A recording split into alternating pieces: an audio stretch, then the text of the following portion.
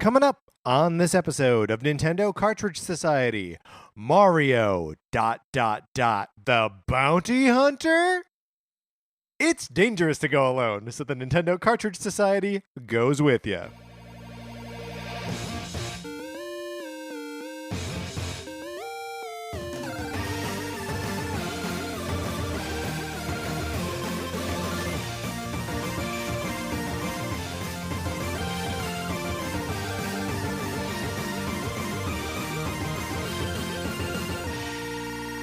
Welcome to Nintendo Cartridge Society. My name is Patrick Ellers, and I am joined, as always, by my co-host, Mark Mitchell. How you doing tonight, Mark? I'm feeling so good. Oh, yeah? Feeling so I good? feel like I have a pretty good hair day going on today, Yeah, which you is got- not yeah, like always true. Mm. I'm always so jealous of other people's hair. Your hair, for instance, very jealous because What? it may take a Patrick's lot of hair. effort, What? but it always looks so effortless. It's like when you're watching a ballet performance, you're like, I know this is hard, but they make it look so easy. Right. Well, I'll have you know that today I did nothing with my hair. Oh, I'm so I jealous. barely left the house. Your hair is looking good tonight. This is manufactured Oh, no. meticulously. My hair was meticulously manufactured yesterday. And then today, School pictures. yes, that's right. I was wearing a tie and a vest, and I was smiling big. I was excited to get my braces off. But no, today was like, here's a little peek behind the curtain. Today was a no bathing day for me. I got up, I worked for a little while, I went to the comic book store, got to get those new X-Men comics, and then came home, worked some more, didn't shower, you came over, and here we are. This is fine. I feel like I shower for the both of us. When you were walking on the that's beach a deal. and you saw no bath slippers, that's because I was carrying you. Very good. That is a deal that you cannot take back, my friend. Here's something else you don't have to take back. There we go. Patrick's copy of Sonic Forces. You can borrow my copy of Sonic Forces for the Nintendo Switch. It is weird, though, because giving it back is taking it back is part of the process. Yes. All you got to do is email us at Nintendo Cartridge Society At gmail.com with a mailing address that we can send Sonic Forces to. If you send us a mailing address that we cannot send Sonic Forces to, I don't know what to tell you. Like, don't have me address it to the moon. Yeah. Yeah, Or- just please don't do that. Yeah, please don't do that. Or the bottom of the Mariana Trench. My gosh, can you imagine? Okay, so you know how the Postal Service does something with every letter that's sent to Santa Claus? Sure. What if you addressed it to Santa Claus, care of the moon? Oh boy. So wait, hold on. So the moon is like Santa's ward? No, wouldn't Santa be the moon's ward? Yes, Look, in we this don't. scenario. I don't think we know how legal stewardship works and who would be in charge of whom in this. Who is scenario. Batman and who is Robin? That's how all parental relationships are ward Yeah. owner. Yeah. No. Owner is definitely not right. Ward and mentor. Is that right? Yes. Yes. Sure. Okay. Batman and Robin. Do you see that Tim Drake is getting a new code name and it's just Drake?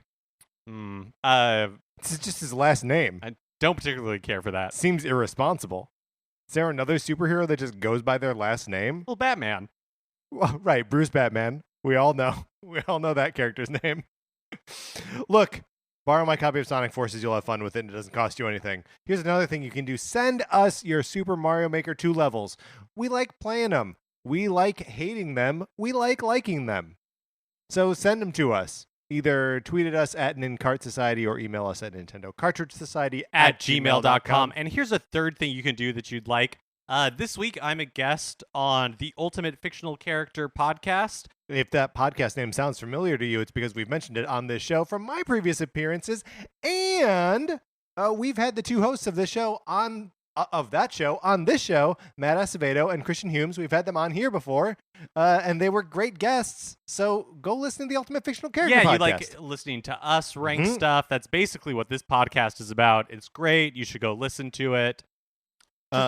Mark, why don't you go ahead and spoil the end of the episode and give us the 3 funniest jokes from it? No? The butler did it. Okay. At one point, I turn to the room Oh, my God. and I say, "What happened?" But you did it like Fred Willard's character in Best in Show? Yeah, exactly. Okay. Or Mighty Wind, I guess. Look, they all run together. But check out that show. It's a good show, and Mark is great on it, I'm sure. Because Mark's great on everything, right, guys? We also got an email about one of our shows from a couple weeks ago from Tony that I just wanted to read here. He brings up some interesting points, so let's dig into this. The title of the email is "Omitted Villain." You ready to be taking a task here, Mark? Tony says, "Hi, Mark and Patrick. I just wanted to chime in and say that Pokemon was a no-show in your best villains rankings. I'd like to nominate Giovanni, the mob boss controlling Team Rocket in Pokemon Red, Blue, and Yellow. Not only do you have to battle him twice on the way to thwarting Team Rocket, but it's also revealed that he is the leader of the Viridian City Gym. It's quite a twist, learning the only thing standing between you and your 8th badge was Team Rocket's leader. There are a slew of evil teams in Pokemon, but Giovanni is the only one who drives events in multiple regions. In Gen 2, Johto, you not only have to stop Team Rocket from contacting Giovanni to be reformed, but your rival is also Giovanni's abandoned son, which drives his anger and motivations. And then in Alola, Giovanni's reformed Team Rainbow Rocket is the main villain of the post-game, leading to the showdown with the boss where you square off against his Mewtwo. A Pokemon Giovanni canonically had a large hand in creating. I'd say Giovanni's calculated but menacing personality, as well as his outsized impact on the world of Pokemon, merits consideration. I'd put him around the higher end of the middle tier for my rankings. Sorry if you got an email about this already. I'm a few episodes behind. Thank you for reading, even if it doesn't make an episode, Tony. Tony, it made the episode. Tony, thank you so much. That's actually a really good point. Yes. We completely neglected Giovanni and Team Rocket, or anybody from Pokemon, really. Yeah, well, I do feel like in some ways you and I are like on a little bit on the outside of Pokemon. For sure. So it ends up becoming, even though, we're both going to get the new one and we both played Sun and Moon, that it ends up being a little bit of a blind spot for us. It didn't spring immediately to mind, for sure. No, yeah, as something that we're obviously missing. So where does it go in the rankings? I don't have the rankings in front of me. Middle, high, I think that's good. Yeah, probably above King K. Rool, the way things were shaking out. Look. There's no way he was going to go below King K. Rool. That guy was sitting too high for my liking already. All right, Mark, let's get into the topic at hand and do some job swaps.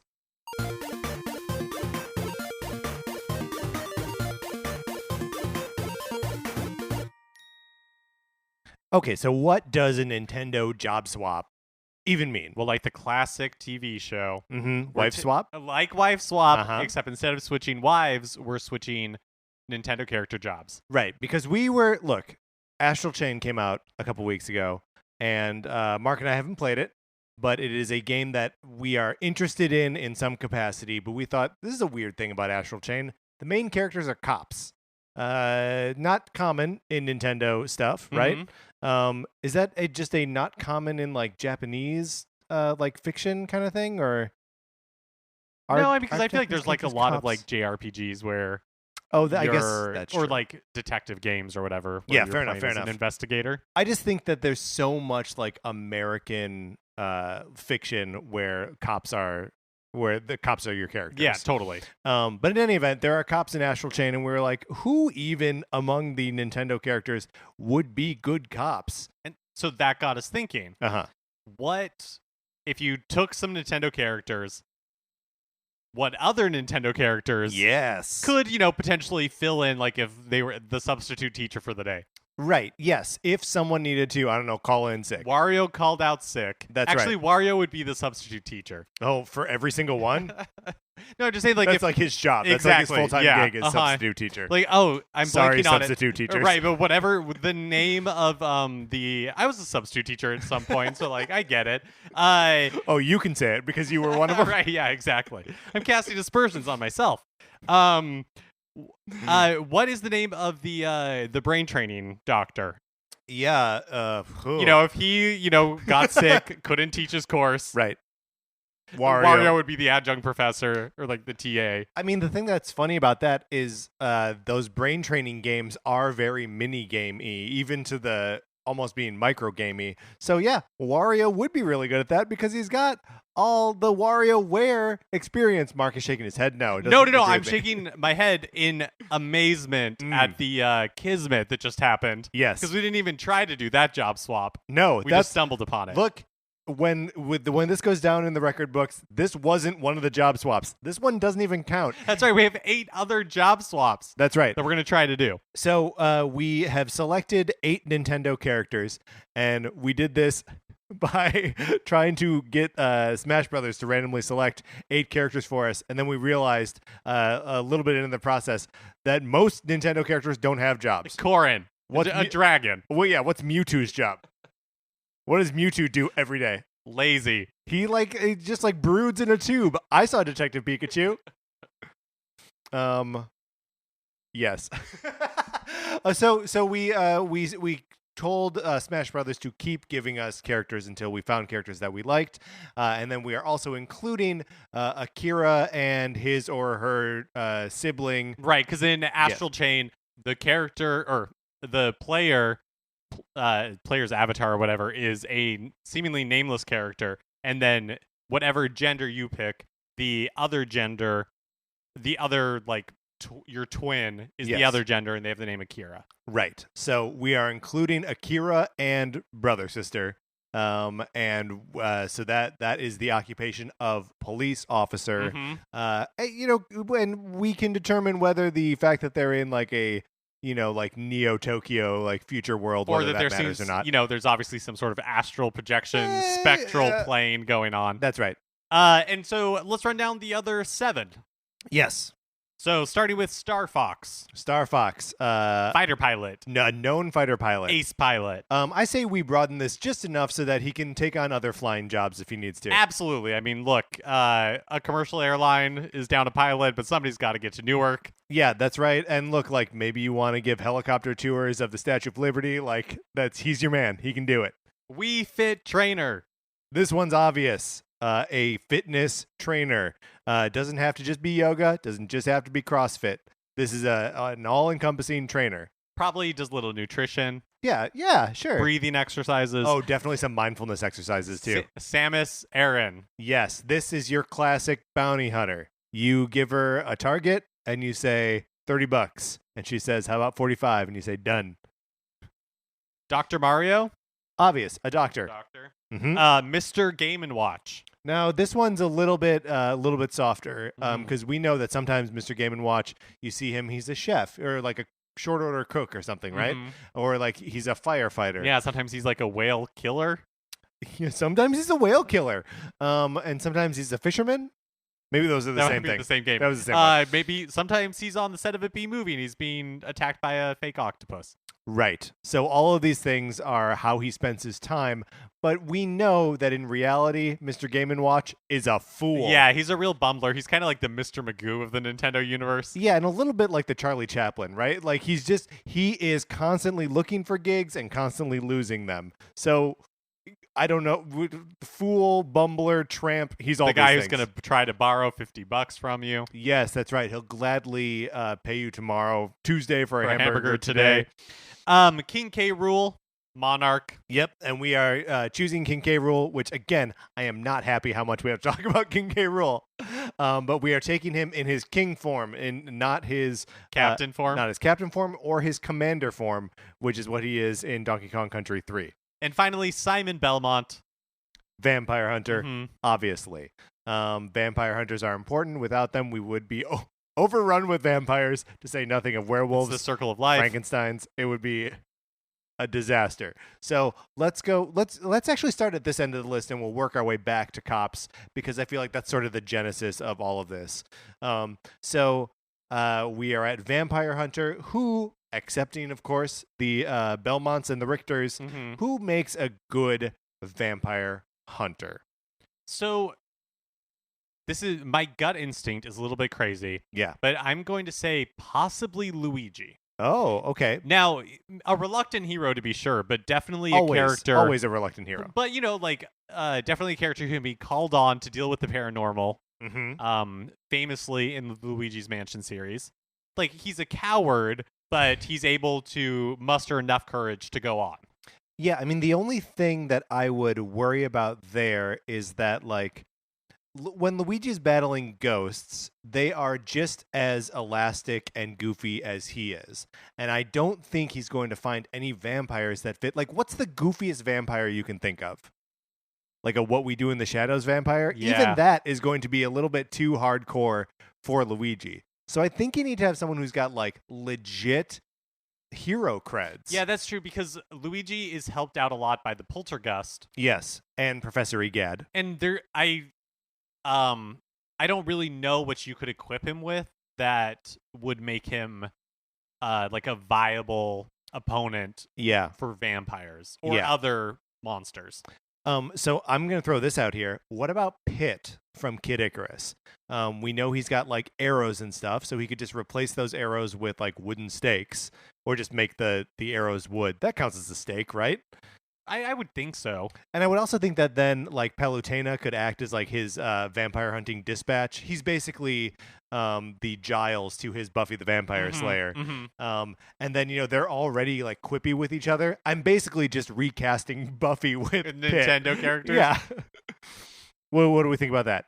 Yeah, I mean, I think that makes a lot of sense. And also Pit is a otherworldly character as well, so that gives him a good advantage against, right? Because like he doesn't have the same, he has wings, he doesn't really have like the same limitations as a regular like mortal character. This is a great point, because if Luigi gets bitten by a vampire, he's going to be able to suck out all his blood. We don't even know if Pit has blood. But what if we're fighting like a little bit fire with fire? Like, do you think that somebody like Ridley would be effective against a vampire, or maybe even somebody like Ganondorf, like somebody who's really ruthless? Sure. Right, and you don't want to cross them, but maybe in like a Suicide Squad sort of way, oh my God, need him to take out like a bigger threat. Yeah, I mean, it's a borderline Blade situation there, right? That you're like, the evil like, or the only like half evil is going to be better than like the I'm screwing up this analogy. Like 100%. The spirit of it, I think, lives large. It was there. So Ganondorf, I think, would be a great candidate for that. Who was the other one you said? Ridley. And like, because Ridley is like vicious and very like animalistic, but he seems indelicate about it though, right? Like, there's one of the things that you have to be aware of when hunting vampires is that like they can pass for humans at night, and like Ridley, I feel like is just gonna dive into town, like soaring, screaming. He's gonna cause more damage than he prevents. Yeah, I guess it would be trying to take care of like a rodent problem with a shotgun. Yeah, it's too much. It's overkill. Yeah, Ridley's overkill. So either Ganondorf or Pit. I think I don't think we need to come to like a final answer, right? I think we can have with two good vampire hunters. Yeah, I think so too. All right, great. I'm happy with that. So moving on, King K. Rool. Okay. So King K. Rool is a monarch, but I think actually there's more to it than that, right? I was also about to say, like, I don't think he's a very good monarch, but I guess that really depends on your point of view, because for the Kremlings, he actually is probably a very effective monarch. Okay, but do you think so? Because it seems like the only thing that he does, and he does it over and over again, is steal all of Donkey Kong's bananas. And is he a fan of bananas? Does he share the bananas with the other Kremlings? And when he does this, it just incurs the wrath of the Kong family, who then murder his people in droves. Yeah, I guess that's a good point. I guess what I was looking at was more just, it seems like the quality of life for Kremlings is fine. They all seem like healthy. Yeah. Big. But of course, only some of them are ripped. Right. Maybe we're only seeing like because obviously he's an invading force. Yes. So we're only really seeing the military might of the Kremlings. We're not really seeing the home life. Yes. Yeah, okay, so I think, like, to characterize this job correctly, he's not just a ruler, he's like a military dictator. Yeah. Who is maybe not super in tune with the needs of his people. So, what Nintendo character fits that bill? I'm going to throw out perhaps a controversial opinion, Princess Peach. Look, Princess Peach does have a little Marie Antoinette thing going for her. Totally. I mean, one day the Toads are going to realize that they have been duped, and they're going to turn on her. Don't you also think that if that you would just abdicate the throne if you were causing so much problem for your people? Right, because your Yeah. kingdom is constantly under attack Constantly. from an invading force. Yeah. You're being kidnapped all the time. So many resources, so much time is being spent to get you back to the Mushroom Kingdom or to get rid of the person. It's a little victim blaming. Well, but no, yeah. I'm just saying, like that. I mean, yes, fair. But don't you just doesn't she get tired of it? Don't you just at some point abdicate, move to Delfino Island? Yeah, and then just tan every day. Yeah. Get a drink by the pool. Get a drink in the pool. Oh my god. One of those swim up bars. That's the life. Okay. Yeah, I mean, so maybe what you're saying is that she's a little bit already in that position. Well, no, because I don't think she to your point, she is not choosing for this to happen. Right? She's not Bowser. She's not invading other people's kingdom. Yeah. She's just trying to live her life and keep the Mushroom Kingdom in order. Right. And also, do we know that she does any real governing, or is she just a figurehead? Yeah, she's probably just a figurehead. Yeah. Okay. She seems to be able to go on vacation whenever she wants. Totally. And sometimes that vacation is just running around trying to get their cake back. What happens in those games? Okay, so who's a good substitute for King K. Rool? I immediately lean to King DDD. Sure, another king, another evil king. Yeah. Yeah, and he's also just similarly built. So he could wear the same cape. Right, cost savings. Yeah. Who do you think would make a good monarch for the Kremlings? Someone that could actually lead them in a positive direction. Yeah, who specifically would we put to be we're playing the role of the United States here. We're going to topple a government. Great. And we're going to install another leader in its place. Right. Who is sympathetic to our interests. Professor Egad. He's educated. He's an inventor. Nobody wants to get a beer with Professor Egad. Oh, okay. All right. Look, you likability is a factor. He's got a little bit of a Bernie Sanders vibe going on. You don't want to have a beer with Bernie Sanders? Okay, all right. Who would be a good ruler for the Kremlings? Someone who could actually turn that ship around. I mean, in all honesty, I don't think Egad is a bad choice. What about Claude from Fire Emblem Three Houses? He wouldn't be so uptight as to drive them nuts. And he has a lot of practice in diplomacy between different factions of the Kremlings. Do you think it's problematic that he's human?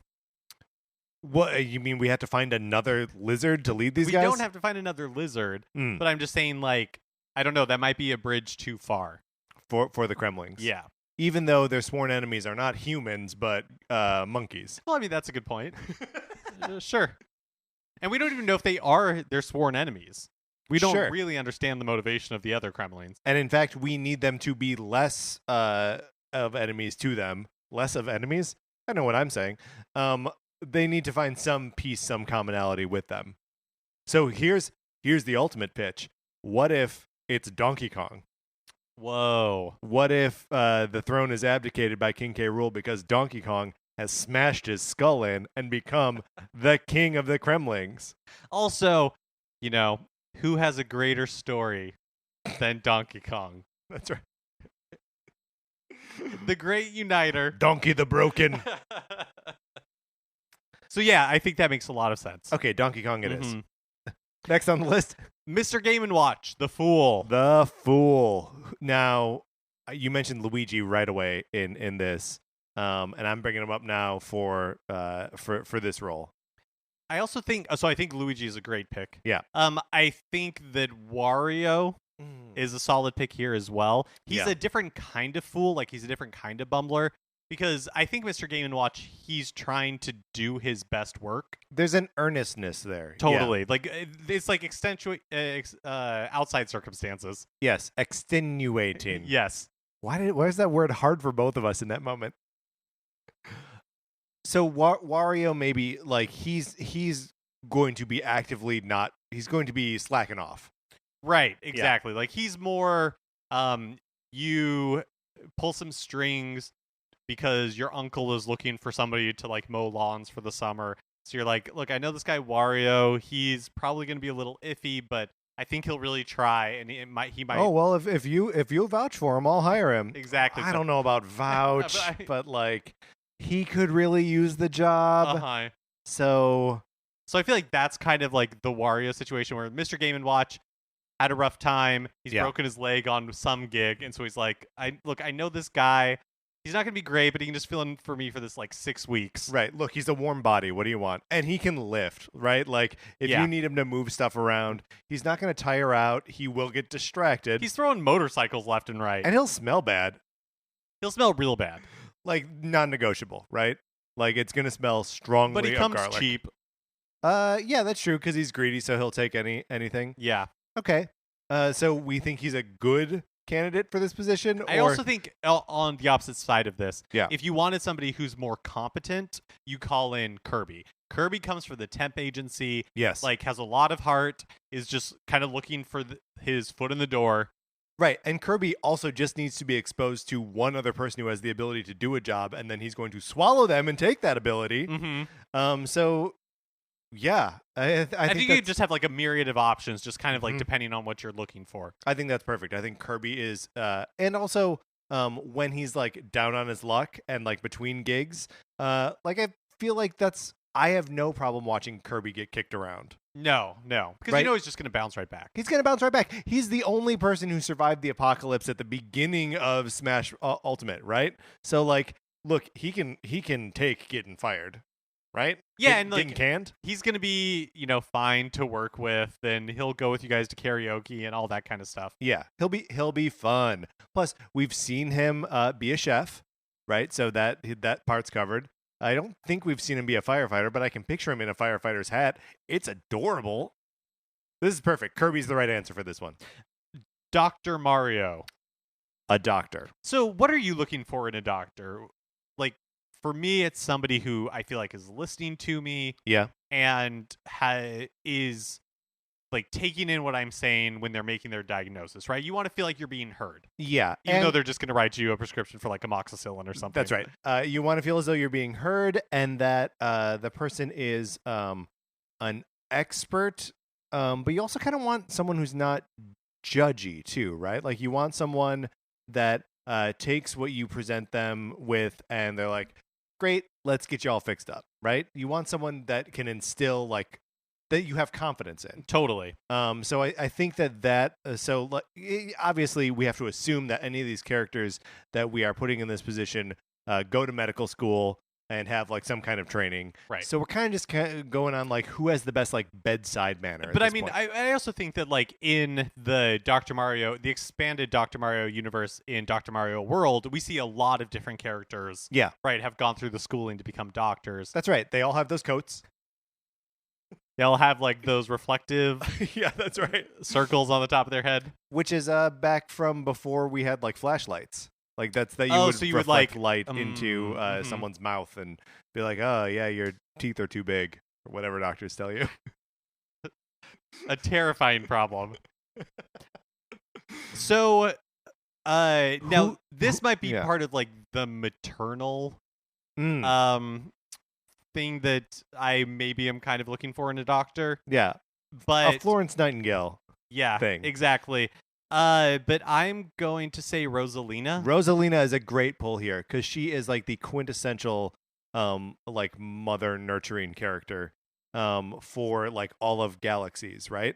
And I think I have to imagine that she has been providing medical assistance to Lumas for centuries. How old is Rosalina? She's been around forever. Seemingly very old. Yes. This is a great pick. Is she a playable character in Dr. Mario World? I don't think she is yet, but it wouldn't surprise me if at some point. Let's get on that. Any other good candidates? Also, I'm sorry, just to interrupt, because it would be really cute to have the little star that follows her around also in a little doctor outfit. Oh my god, and carrying a clipboard. And look, the star thing is a physician's assistant. It's a Luma, but yeah. Oh, the Luma. Yeah, the Luma's a physician's assistant, not a full doctor. Right. But you still, you would totally go see the Luma if Rosalina was booked. Yeah, totally. Because they're in the same practice, and like the office staff is nice, and even though you're a little old, they let you take something out of the treasure chest. I mean, honestly, the fact that she has Lumas solves all of the problems that come with like having a private practice, right? That she's staffed up the whole place. She's got someone to work the desk. She's got nurses. All of these, like, Rosalina's the right choice for this because she's all staffed up. Samus Aran. How do you say this? I've always said Samus Aran. Yeah, I think that's probably right. But I feel like when the Samus Returns, like around that announcement time, people were saying Samus Aran, and I didn't care for it. I wanted it to be Samus Aran because, like, the name Aran is spelled with 2 A's. Right. It's a different name. I'm good either way. Okay. However anybody wants to say it. Let's go with Samus Aran, bounty hunter. So bounty hunting is tough work. And I assume that we're going to go in like the more like adventure storytelling definition of it, and not like the Dog the Bounty Hunter. Yeah, I think so. Because Dog the Bounty Hunter just it's a lot of lending money to people to pay bail, and then when they don't pay you back, chasing them down. Like, actual bounty hunting is messed up. That it's kind of predatory. Like, the business is built on knowing that people aren't going to be able to pay back their loans right away.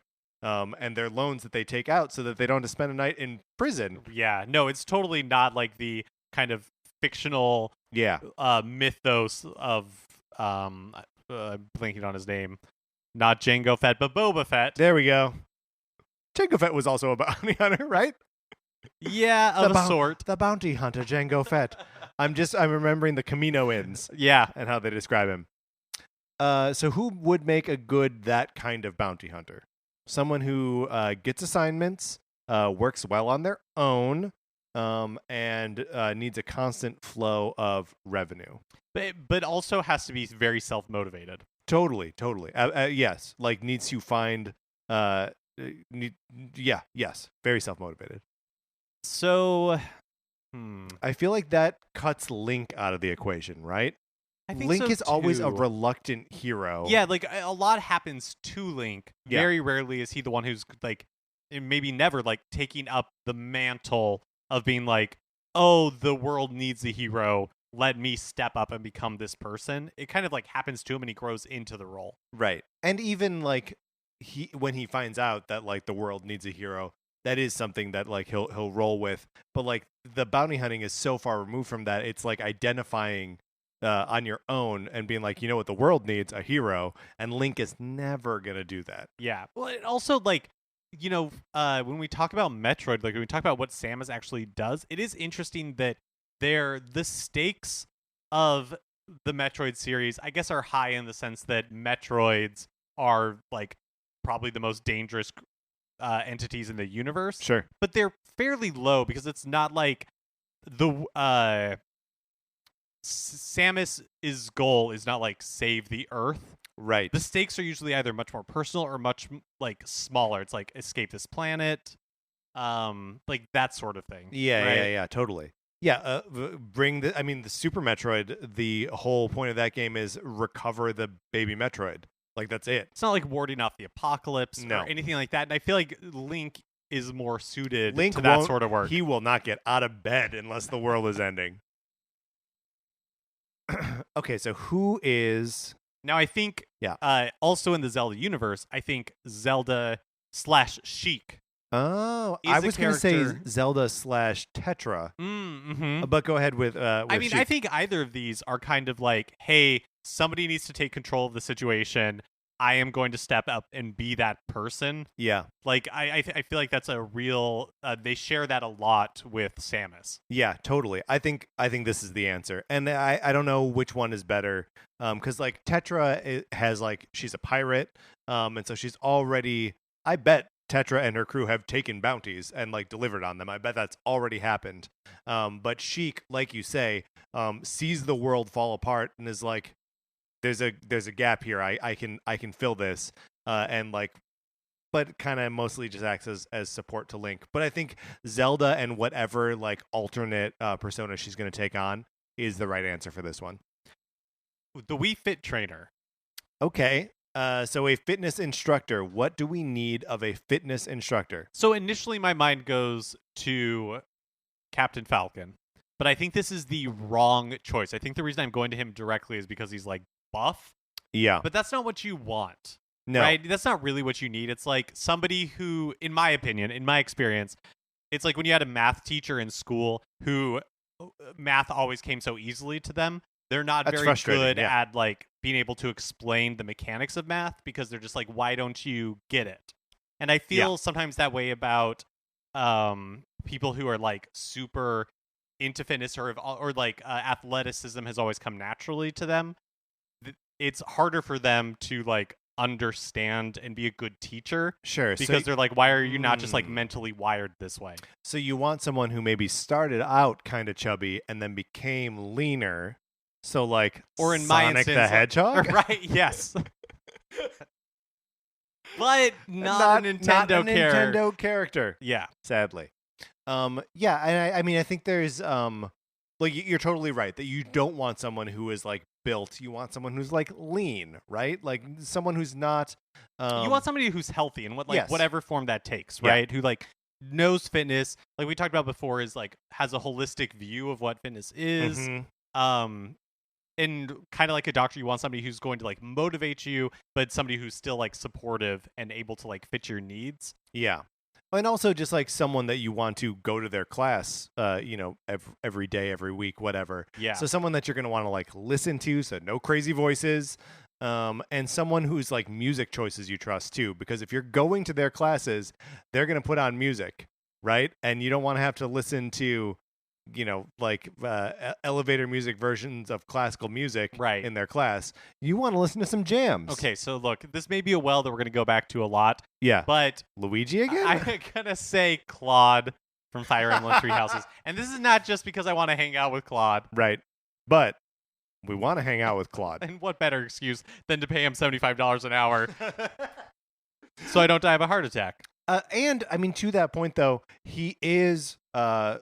he's a positive dude, right? Like he'll be good at reinforcing the things that you're doing right, but he's also not going to be scared to like call you out when you're messing up an exercise.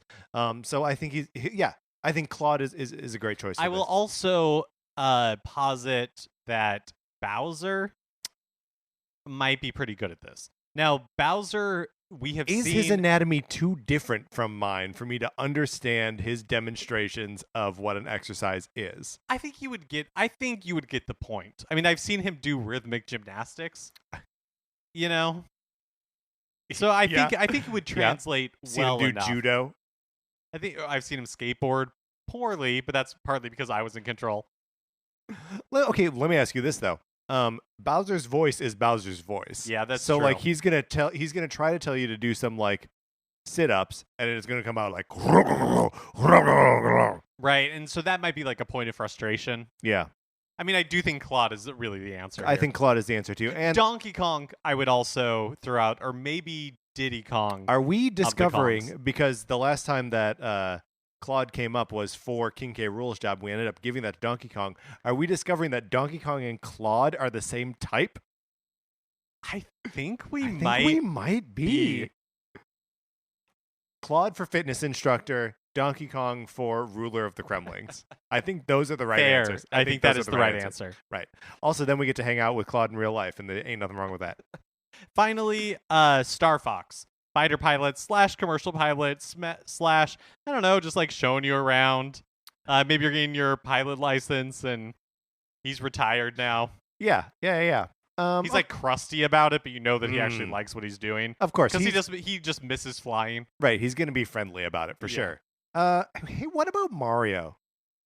You think Mario would? Because Mario would definitely, especially if we're like taking this idea of like an aged up, crusty Mario, that like he's been on adventures, right? And he's going to show you how fun flying is, and he'll be like zipping around and going like yippee and all that stuff. Are we automatically disqualifying Funky Kong because he is in fact a pilot? Is he a pilot? He runs Funky's flights. Oh, sure. So he might just be the middleman paying somebody who actually knows how to fly an airline. I mean, as far as I can tell, those are like magic barrels that have the front and back of airplanes glued onto them. I don't really understand how the barrels work in Donkey Kong, because some of them are cannons. Right. I mean, I think we are to understand that you are boarding an airplane, although that does make Kong Island enormous. Yes, if you have to board an airplane to get to the next area, Yeah. or rather to a previous area. So maybe it's like the size of Australia? That's a big island. It is, yeah. But why else would you need or I guess it could be like Hawaii and it's like inter-island flights. Yeah, like a puddle hopper. Mm-hmm. Puddle jumper, island hopper. Doesn't matter. So yes, let's just qualify Funky because he is either a pilot or flight adjacent. I just don't really see Mario as somebody behind like in a jet.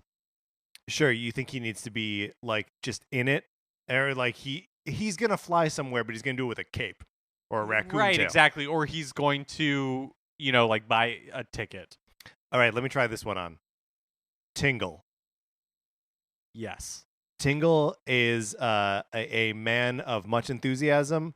So, I mean, have you known many pilots? They are big dorks for flying, right? So you need someone who is obsessive. And who is more obsessive than Tingle? The other thing is I'm kind of stuck on this getting my pilot license thing. Yeah. And so, like, who's going to be my instructor? And it's going to be Tingle. When you did driver's ed, yes, the person or the people that I did like my like driving with, my like instructor assisted driving with. Yeah, the patience on these people. The patience, like, it's such a kind of like specific, weird job. Everybody has weird stories where they're like, we were out for it's like 2 hours at a time or whatever, and we stopped it. Like, I parked at my instructor's house and they went inside for a little bit, and then came back out and we kept driving some more.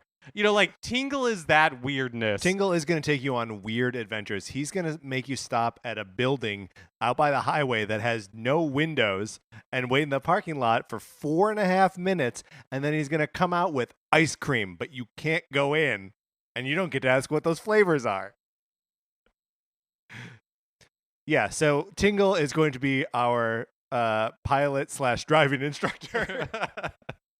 He could do both well. He could do both. Yeah. I mean, my driving instructor, it was a driving school / income tax accountant. And we know that Tingle is no stranger to being airborne because he is occasionally kept up in the air by balloons, right? Right. So yeah, this is good. Tingle, and here's the other thing. Tingle is obsessed with navigation, right? Mm-hmm. He gives you the like pieces of the map in the Wind Waker. Or in Majora's Mask. Maybe both. Look, he likes maps, okay? He's a cartographer by trade. And this is another thing where pilots are all obsessive. They are also obsessed with maps. So this is perfect. Tingle absolutely is. I think the other part of this is that, like, if we're doing fighter pilots specifically, like, Tingle is the type of crazy that go on. What is his name in Randy Quaid's character in Independence Day? Sure, is crazy, right? Where it's just like, if called upon, Tingle will like be drop a nuclear bomb. Pilot? Is that what we're saying? Yes. Yeah, and that's fine. And also, look, I love Tingle, but if he dies valiantly, smashing into an alien ship, I'm for it. I'm not against it. It's kind of the perfect end to his story arc. Yeah. If he's like, telling his screaming out at his dad who's not there, as he's driving into that alien ship, just being like, I showed you I'd become something. Yeah, that's good. I mean, that's how Tingle's story has to end in the next Zelda game. Breath of the Wild 2, you have to A, introduce Tingle, B, send him off in a blaze of glory. But really, just introduce him, you cowards. Yeah. We want Tingle in Breath of the Wild 2. Finally, the cops from Astral Chain. Yeah. Who would be a good police officer? So this is tough. because I feel like what I think is a good police officer is different from what I think is a good like fictional cop. Totally. Because I probably in real life want someone who is an effective beat cop, right? Someone who is out there on the street and communicating with people in their community and is, really only called upon to use force in extreme circumstances, but is mostly there as like a point of reference and a connection between the people and the city they live in. Absolutely. And I feel in that way, in my head, I was like, through Rolodex, I was like, Luigi? No. Claude? No. These could all be Claude. I mean, let's just get this off the table right now. If any of these were Claude, I am into it. But this one I do think maybe Mario is well suited for. Tell me why. He is a man of the people. Mm-hmm. He's very down to earth. He's earnest. He wants to do good. He is helpful. I think he is sort of that like grounded member of the community that we would want in, like our own local cops. Let me ask you this. Is Mario good enough at taking orders to be a cop? Because cops do need to take orders. They do need to take orders, but as we've seen on so many cop shows, sometimes they need to know what orders to ignore? So you want, like, renegade cop Mario. I want McGarnagle. So here's a thought that entered my head, and let's play with it for a second. Because I think Mario is a good answer, but I do think he's just so focused on fun that I wonder if like that gets in the way. Like he's gonna be, maybe like too chummy with people, and like you do need to have like some professional distance. Sure, yeah. What about Toad? No, too common. Not too common. He doesn't have the authority. That's a good point. You know, like Toad would make a good dare cop, right? Oh, dare. You drove so many more people to drugs than you ever scared away from them. Well, I am a man of my word, and I signed that dare pledge. But no, I think, that to me is like Toad's kind of role. Like he does not have enough, because I do think you need that balance of like an authority figure. Yeah. And I don't think Toad has that. Yeah, Toad doesn't have any gravitas. He's going to like shout to get you to like, stop running away. And you just can't take him seriously. Exactly. Yeah. So then that would also rule out like Captain Toad and Toadette as well. Like they all like. Well, I mean, Captain Toad. How much authority does Captain Toad really have? What? He's a captain of what? Yes, that's right. Captain of one. Did you say one or what? Both. I mean, I didn't say both, but both work perfectly. So Mario might be the best candidate for cop here. But I mean, also somebody like Falco. But right, like Falco is very like toe the line, rule follower. Whoa, wait, Falco from Star Fox? Is he not? No, he smarts off to you every chance he can get. Like he's on the team, but he's gonna give you crap about it all the time. Like he is like the quintessential not team player. No one will be his partner. Slippy Toad does now he's got the same problem as Toad. Is that like who's gonna listen to him? You're right. Slippy is a little too much like Chief Wiggum. Yes, yeah. I mean, it would be a real problem. What about Peppy, the old man on the Star Fox team? Mm-hmm. That he could be like the like grizzled beat cop that's been doing it for decades. And is like such an integral part of the community that he like commands respect and like everyone knows him from way back. Now on the opposite end of the spectrum, somebody like Waluigi. Terrible cop. Now you wouldn't want him as a cop. I mean, unless you are running a crooked business. Oh yeah. You want someone you can bribe. Oh yeah, absolutely. Or if you're a corrupt mayor. Oh yeah. You totally want Waluigi as the chief of police. You want Waluigi as the chief of police, and you want Wario as like commissioner or something. So it really depends on what kind of cop you're looking for. Yeah, I do think Peppy I think Peppy and Mario are both great calls here. And then I think, on the other hand, if you're looking for like a corrupt cop, Waluigi's your guy. Right. Because, I mean, look, those people are easily bought, and they are strong. They will see your evil deeds done. All right, perfect. Mark, we did it. We did the job swap for all these characters. I don't think there's any need to recap all of it. Let's close out this segment.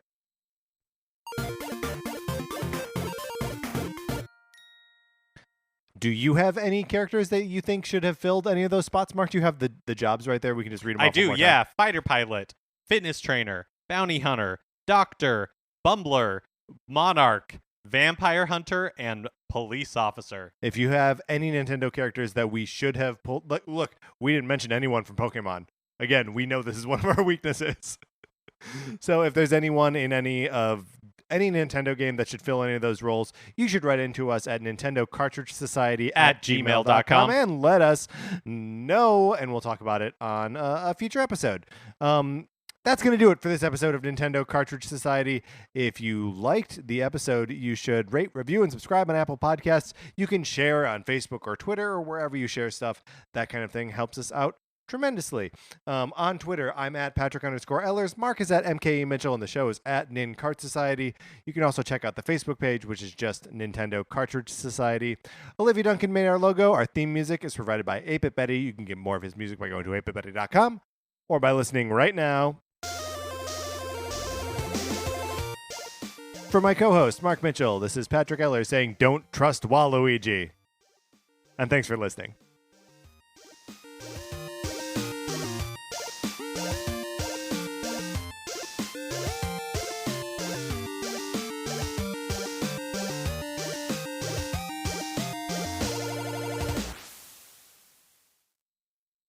I'm Joel Spence. And I'm Deborah Tarika. And we're co-hosts of This Particular Album is Very, Very Important to Me. This is the podcast where we ask people we love to pick an album that is very, very important to them. And here they share their memories. Great and not so great. And emotional connections. Great and also not so great. And we all get to listen to it through their ears. Join us for season 2 with all new guests like, you got your Al Yankovics, you got your Kulop Lysoks, you got your Grant O'Briens, your Lawrence Lapkus, your Agos Wodum, and your Rachel's Bloom. Well, there's more than that. Available at Campfire Media or wherever you get your podcasts. Campfire.